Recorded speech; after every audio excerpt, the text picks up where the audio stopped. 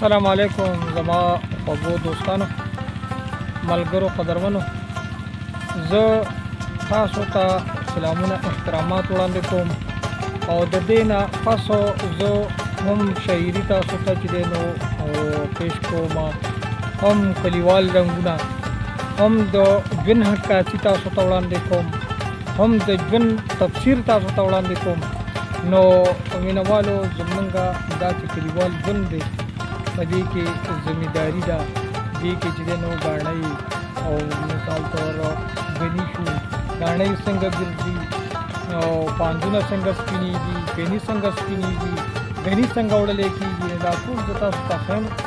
او ډېرو ملګرو ته وایي پته وي او پته ورته شته دی چې ټول ذمہدار دي خو څه په بار ملکونو کې دي نو دا د ژوند عکاسي چې د خپل کلیوال رنګونه وویني